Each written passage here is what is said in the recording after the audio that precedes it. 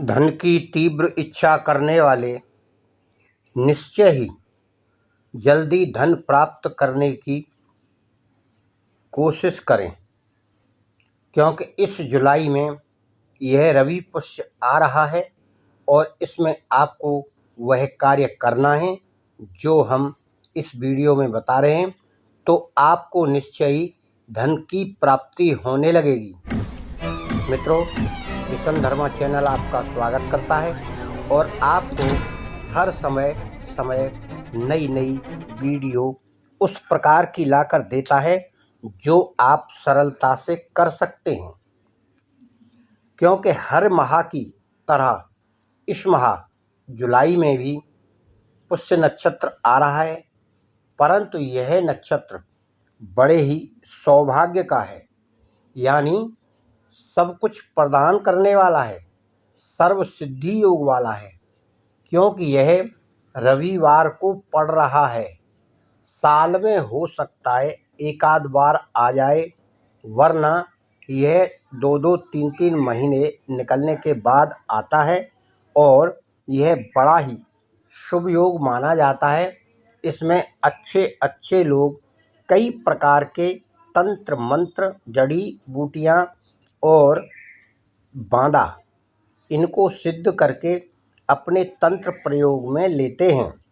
इसी प्रकार आपको भी इस नक्षत्र में इसका तांत्रिक प्रयोग करके इसमें हम यहाँ कुछ वृक्षों की जड़ बता रहे हैं, कुछ के बांदा बता रहे हैं, उनको लाकर सिद्ध कर लें।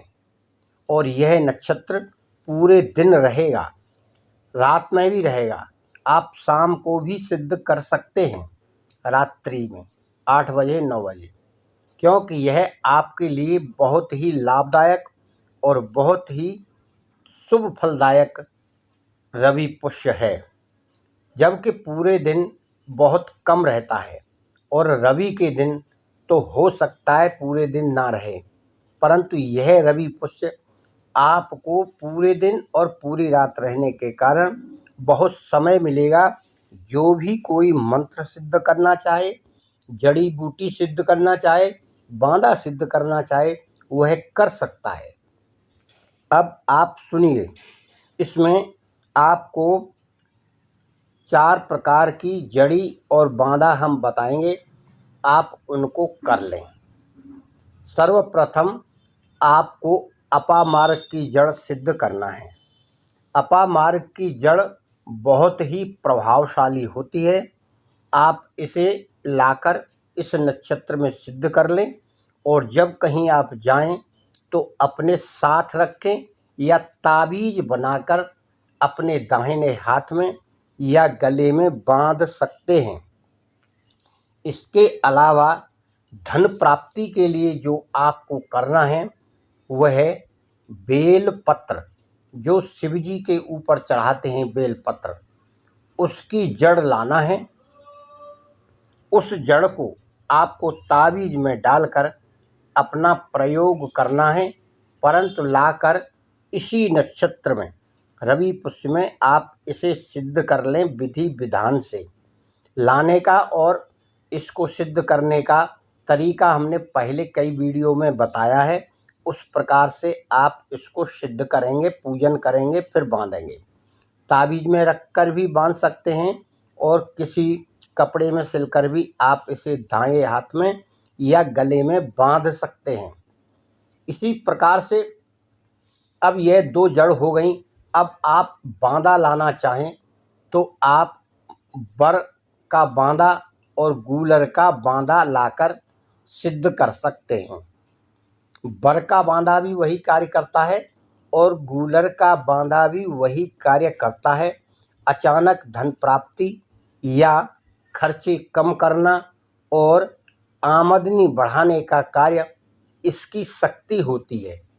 इसके बांदा में धन प्राप्ति का योग होता है और इन पर दैविक शक्तियाँ रहती हैं।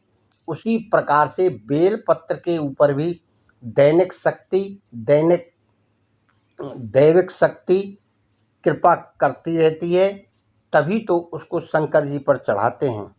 इसी प्रकार से आपको एक बेल पत्र। इसके अलावा आप अमरवेल, उसका नाम ही अमरवेल है, यानी जो कभी मरे नहीं। जब उसका नाम अमरवेल है तो उसमें भी कोई ना कोई दैविक शक्ति है। वह दूसरे वृक्षों से अपनी शक्ति प्राप्त करती है। अगर आप उसे लाकर, क्योंकि उसमें जड़ तो होती नहीं है, उसी नक्षत्र में रवि पुष्य में लाकर उसे आप अपने पूजा स्थान पर सिद्ध कर लें। सिद्ध करके आप उसे किसी ताबीज में उसी नक्षत्र में डालें और अपने दाहिने हाथ पर या अपने गले में बांध लें। विधि विधान इन सब के लिए वही है जो नक्षत्र में किया जाता है। जैसे बांधा या कोई जड़ को सिद्ध करना है तो उसका उपाय वही है कि पहले लाकर जल से धो लें। जल से धोने के बाद दूध से धो लें और दूध से धोने के बाद गंगा जल से धो लें। नहा धोकर जाएं। लाने से पहले अपने घर में इंतजाम करके रख जाएं, एक कटोरी में दूध और एक कटोरी में जल। पहले जल से धोएंगे तो एक कटोरी में जल धो लिया, फिर दूध से धो लें, फिर गंगा जल से धोकर अपने पूजा स्थल में ला के रखें और फिर उसके ऊपर हल्दी चंदन जो आप रखे हैं वह लगा दें। दीपक जला दें, अगरबत्ती जला दें, अगरबत्ती घुमा दें, दीपक घुमा दें, जो प्रसाद और फूल हैं वह चढ़ा दें। एक तरह से देव प्रतिमा की तरह उस जड़ी बूटी या बांदा का आपको पूजन करना है। पूजन करने के बाद आप नीचे वहीं साधना स्थल पर ज़मीन पर बैठ जाएं और जो रोज़ाना आप जाप करते हैं, या तो गुरु मंत्र का जाप करें या कोई और मंत्र अपने इष्ट का करते हैं, तो वह मंत्र जाप करने के साथ साथ आपको यह बांदा और यह जड़ी किसी प्लेट कटोरी में सामने रखें और एक लोटा गंगा जल डालकर जल रखें सामने, अगरबत्ती रख लें और इस तरह आप जो मंत्र जाप करते हैं, जितने भी 1 माला 2 माला 4 माला गुरु मंत्र हो या इष्ट का मंत्र हो, वह विधि विधान से कर लें।